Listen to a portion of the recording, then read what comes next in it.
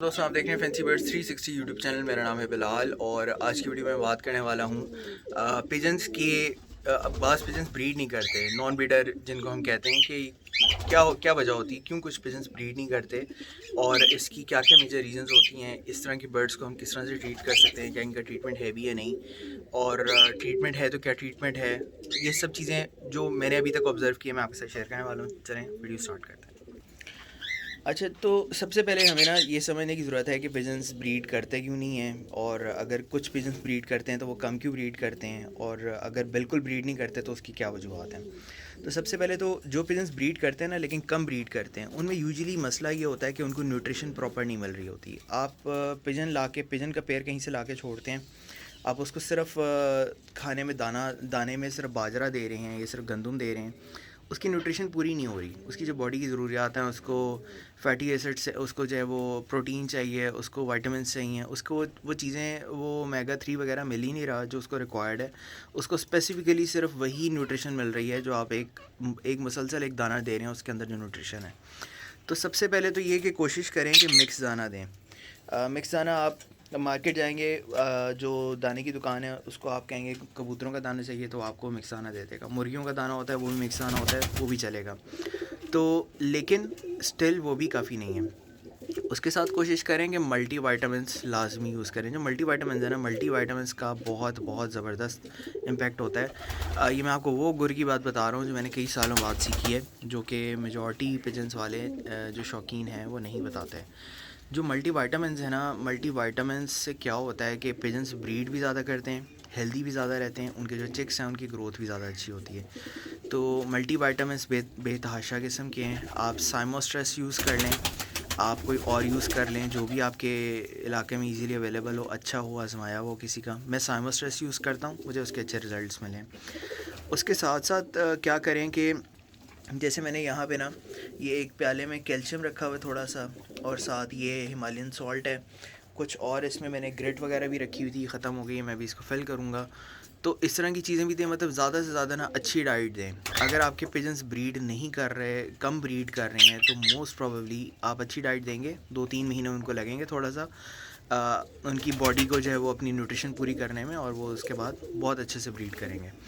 तो अगर आपके पिजन्स ब्रीड नहीं कर रहे, कम ब्रीड कर रहे हैं, तो ये तो मसला हल हो गया, न्यूट्रिशन का मसला मोस्ट प्रोबेबली इसमें। लेकिन एक मसला और भी होता है, वो ये कि पिजन्स ब्रीड करते हैं, आप बार बार उनको छेड़ते हैं, उनके अंडे उठाते हैं, उनके बच्चों को छेड़ते हैं, तो पिजन्स ना थोड़े से डर जाते हैं, वो इस वजह से भी कम ब्रीड करते हैं। ये भी एक मसला आता है। या आपने पिजन्स रखे ऐसी जगह हुए हैं जहाँ मुसलसल करीब से बिल्ली का आना जाना है, जाली के परली तरफ से, तो परिंदा हर वक्त खौफ में रहता है, उस वजह से भी ब्रीड कम करते हैं।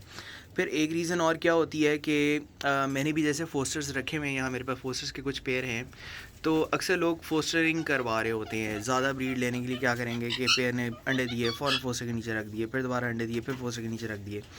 तो यार ये नहीं करना होता बिल्कुल भी। अगर आप मुसलसल फोस्टर के नीचे अंडे रखी जा रहे हैं, पेयर को खुद ब्रीड करने ही नहीं दे रहे, बच्चे निकालने ही नहीं दे रहे, फिर एक पॉइंट आता है कि आपका जो पेयर होता है ना, वो अंडे बच्चों से भाग जाता है, वो फिर ब्रीड नहीं करता, बहुत कम ब्रीड करता है। तो इस चीज़ का ख़ास ख्याल रखना होता है।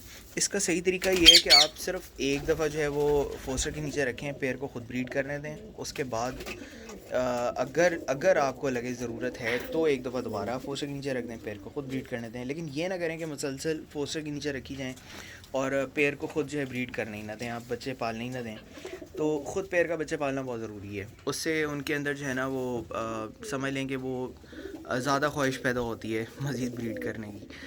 तो ये चीज़ भी बहुत इंपॉर्टेंट हो गई कि आपको बार बार फोस्टिंग नहीं करवानी, गैर ज़रूरी तो बिल्कुल भी नहीं करवानी। मेरे पास भी ये जो फोस्टर्स आपको नज़र आ रहे हैं ना, इनमें आपको एक भी पेयर अंडों पे बैठा नज़र नहीं आ रहा। ये सारे ओरिजिनल पेयर खुद बैठे हैं।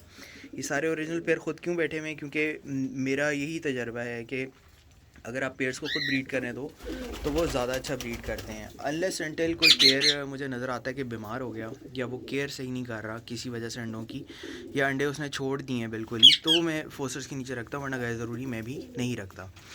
तो अच्छा, ये चीज़ हो गई कि अगर पेयर कम ब्रीड कर रहा है। अब पेयर अगर आप नया पेयर लेके आए, ब्रीड ही नहीं कर रहा, आपको समझ नहीं आ रही, तो सबसे पहले तो उसमें ना जेंडर कंफर्म करवाएं। और बज़ाहिर बाज़ दफ़ा ऐसा होता है कि कुछ मेल होते हैं, देखने में मेल लग रहे होते हैं, बट वो एक्चुअली मेल होते नहीं हैं, फ़ीमेल्स होती हैं, उनका बिहेवियर थोड़ा सा मेल वाला होता है। इसी तरह कुछ फीमेल्स होती हैं, उनका बिहेवियर थोड़ा सा कुछ मेल होते हैं, फीमेल्स होती हैं उनका बिहेवियर थोड़ा सा मेल वाला होता है, या फीमेल्स जब मेल होते हैं उनका बिहेवियर फीमेल वाला होता है। तो पहले तो ये चीज़ कंफर्म होनी बहुत ज़रूरी है।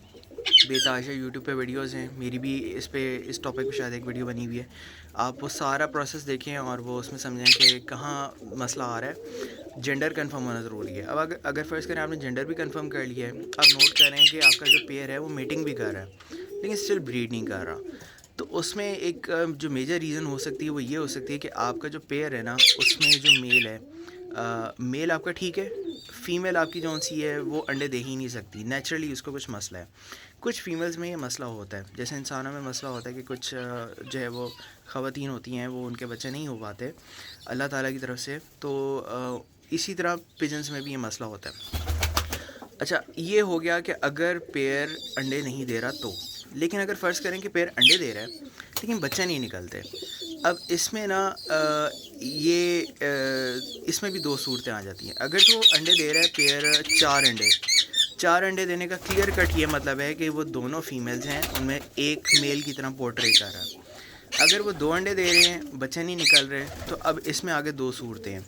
अब सबसे पहले तो ना अंडों को 4-5 दिन जब वो बैठ जाते हैं ना, उसके बाद अंडों को आप कैंडलिंग करें। कैंडलिंग कैसे करनी है, यूट्यूब पे वीडियोज़ हैं, सिर्फ नीचे थोड़ी सी लाइट मारें अंडे के अंधेरे में, आपको अंडे के अंदर नज़र आएगा कि यार अंदर ब्लड है या नहीं है, ब्लड वेसल्स बन रही हैं नहीं बन रही, तो उस चीज़ से आइडिया हो जाता है कि आपके जो अंडे हैं वो फर्टाइल हैं या नहीं हैं। अब अगर फ़र्ज़ करें अंदर अगर 4-5 दिन बाद 6 दिन बाद आपने चेक किया अंदर ब्लड वेसल नहीं बन रही, इसका मतलब है आपके अंडे फर्टाइल ही नहीं हो रहे। अंडे फर्टाइल नहीं हो रहे, इसका मतलब आपका जो मेल है वो इनफर्टाइल है, आपको मेल चेंज करना पड़ेगा। लेकिन अगर अंदर जो है वो फर्टाइल भी है और फिर भी वो जो है वो चिक्स डेवलप नहीं हो रहे, और आप देख रहे हैं कि यार 2-3 दफ़ा जो है वो पेयर ने ब्रीड किया लेकिन जो है वो चिक्स नहीं निकले, इंक्यूबेट भी किया उन्होंने, तो उसमें ज़्यादा चांसेस यही हैं कि आपका जो पेयर है ना उसकी या तो न्यूट्रिशन सही नहीं है, आप डाइट सही नहीं दे रहे, जो मैंने आपको डाइट बताई वो डाइट दें, या उसमें दूसरा चांस ये है कि उनकी जो ब्रूडिंग है वो पेयर बहुत अच्छे से अंडों को ब्रूड नहीं कर रहा। पेयर शायद यंग है, शुरू में पहले 1-2 दफ़ा ही ब्रीड किया उसने, शुरू में हो जाता है, नॉर्मल बात है। इस तरह के केस में सिर्फ पेयर को टाइम देना होता है और ये मसला खुद ही विद टाइम सॉल्व हो जाता है। लेकिन अगर ये मुसलसल हो जा रहा है, 4-5 दफ़ा ऐसा हो गया है, तो इसका क्लियर कट मतलब ये है कि पेयर में हेल्थ इश्यूज़ हैं। तो ये इस तरह के जो हेल्थ इश्यूज़ होते हैं वो मोस्ट केसेस में जो है वो विटामिन्स और अच्छी डाइट देने से सॉल्व हो जाते हैं। तो ये सिचुएशंस हैं। बाकी जहाँ तक बात है कि अगर मेल इनफर्टाइल है या फ़ीमेल अंडे नहीं दे सकती, इसका क्या हल है, तो ये चांस पे है, ये आप प्रॉपर आप चेकअप करवाएंगे तो एग्जैक्ट डायग्नोसिस हो सकता है। कुछ केसेस में फ़ीमेल की ओवरी जो है वो जगह पे नहीं होती, उसका कोई हल नहीं है, तो और इतना कोई पेन लेता नहीं है कि सर्जरी वगैरह करवाए, तो लेकिन कुछ केसेस में माइनर इश्यूज़ होते हैं वो रिज़ॉल्व हो जाते हैं, और मेरे नज़दीक मेजॉरिटी जो इश्यूज़ होते हैं ना वो डाइट से ही सॉल्व हो जाते हैं। तो इन एनी केस आपके पेयर ब्रीड कर रहे हैं नहीं कर रहे, विटामिन्स दें, अच्छी डाइट दें, इंशाल्लाह आपको अच्छे रिज़ल्ट्स मिलेंगे। और फिर भी आपको समझ नहीं आती तो मैं रिकमेंड करूँगा किसी वेटनरी डॉक्टर को या किसी बहुत एक्सपीरियंस बंदे को फिज़िकली अपने बर्ड्स चेक करवाएं। तो ये थी जी आज की वीडियो। उम्मीद है आपको वीडियो पसंद आई होगी। अगर आपको वीडियो पसंद आई हो चैनल सब्सक्राइब कर दें, बेल आइकन पे क्लिक कर दें और मुझे कमेंट्स में ज़रूर बताएं। इंशाल्लाह फिर मिलते हैं किसी वीडियो में। टेक केयर, अल्लाह हाफ़िज़।